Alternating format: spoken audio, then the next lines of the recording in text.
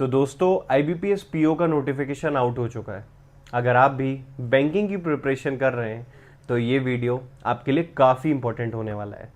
इस वीडियो में हम बात करेंगे IBPS PO की वैकेंसीज़ के बारे में, क्या एग्ज़ाम पैटर्न रहने वाला है इस एग्ज़ाम का, क्या क्या इंपॉर्टेंट डेट्स हो सकती हैं प्रीलिम्स और मेंस की, और क्या एलिजिबिलिटी क्राइटेरिया होगा एक IBPS PO बनने के लिए, और सबसे ज़रूरी, क्या IBPS PO 2026 आपके लिए एक बेहतर अपॉर्चुनिटी हो सकता है।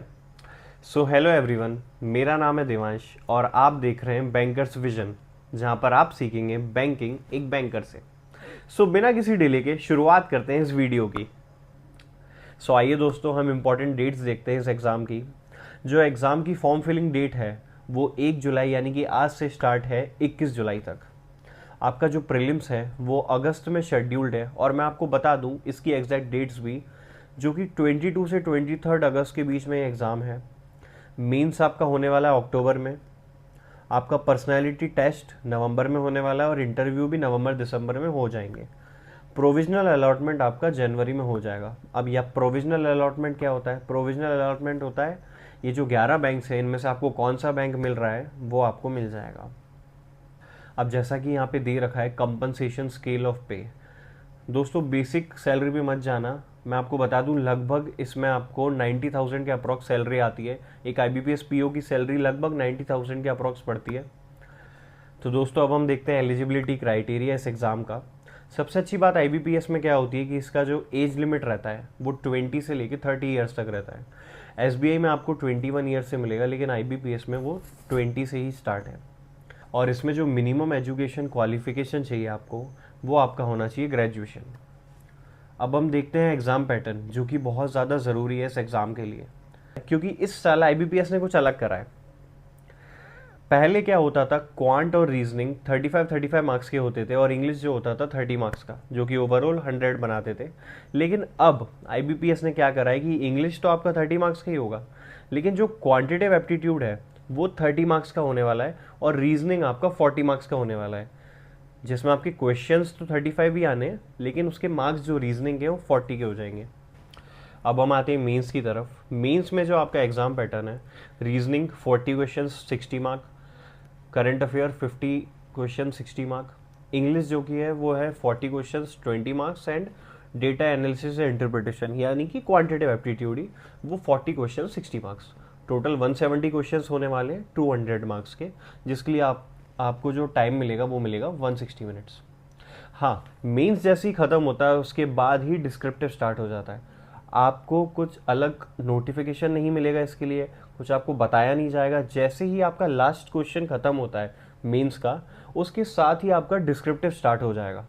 डिस्क्रिप्टिव में आपके 2 क्वेश्चंस रहने वाले हैं 25 मार्क्स के, जिनके लिए आपको 30 मिनट्स मिलेंगे।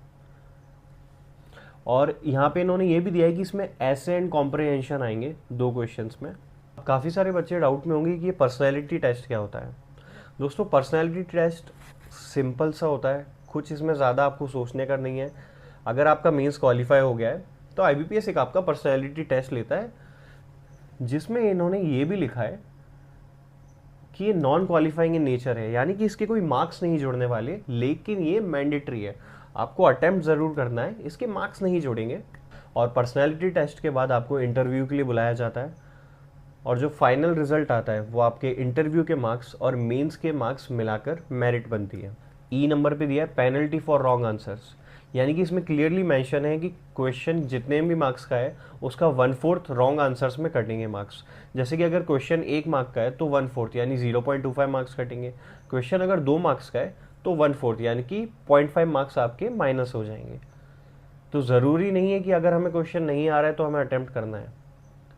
बैंकिंग में यही आना चाहिए कि कौन सा क्वेश्चन अटेम्प्ट करना और कौन सा नहीं करना है। दोस्तों सीधे आ जाते हैं हम 36 नंबर पेज पे, जिसमें टोटल वैकेंसीज दी हुई हैं। सबसे बड़ा नंबर बैंक ऑफ बड़ौदा ने जो अपने PO के लिए वैकेंसी दी है वो है 1900, जो कि लास्ट ईयर से काफ़ी ज़्यादा है। बैंक ऑफ इंडिया ने 500 दी हैं, बैंक ऑफ महाराष्ट्र ने 1100 दी हैं, कैनरा बैंक ने 1500 दी हैं, सेंट्रल बैंक ऑफ इंडिया ने 500 दी हैं, इंडियन बैंक ने अभी नहीं रजिस्टर करवाई अपनी वैकेंसी, इंडियन ओवरसीज़ बैंक ने 550 दी हैं, पीएनबी पंजाब नेशनल बैंक ने 500 वैकेंसी दी है, पंजाब एंड सिंध में 161 वैकेंसी, और यूको बैंक और यूनियन बैंक ने अभी रजिस्टर नहीं करवाई है, तो डेफिनेटली ये बढ़ने वाला है नंबर। टोटल वैकेंसीज है हमारी 6715। दोस्तों 6715 वैकेंसीज। आईबीपीएस पीओ इस बार बहुत बड़ा नंबर लेके आया है वैकेंसीज का, और एस्पिरेंट्स के लिए काफ़ी बड़ी अपॉर्चुनिटी मानता हूँ मैं। अगर आप सही स्ट्रेटजी से आईबीपीएस पीओ के एग्ज़ाम को टैकल करते हैं तो आप नेक्स्ट ईयर जनवरी में ही पीओ बन जाएंगे, और ये बहुत बड़ी अपॉर्चुनिटी है। दोस्तों अगर आपको ये वीडियो हेल्पफुल लगा हो तो मैं चाहता हूँ आप सब इस वीडियो को लाइक करें, मेरे चैनल को सब्सक्राइब करें, और इस वीडियो को ज़्यादा से ज़्यादा एस्पिरेंट्स तक शेयर करें। और नेक्स्ट वीडियो मैं लेके आऊँगा आईबीपीएस पीओ 2026 की स्ट्रैटेजी के ऊपर, कि कैसे हमें किस किस स्ट्रैटेजी के साथ प्रीलिम्स को अटेम्प्ट करना चाहिए, कौन कौन से क्वेश्चंस करने चाहिए, मेंस के लिए हमें क्या करना चाहिए, और कैसे अपने फर्स्ट अटेम्प्ट में ही एक पीओ की जॉब हासिल कर लें। So thank you and take care.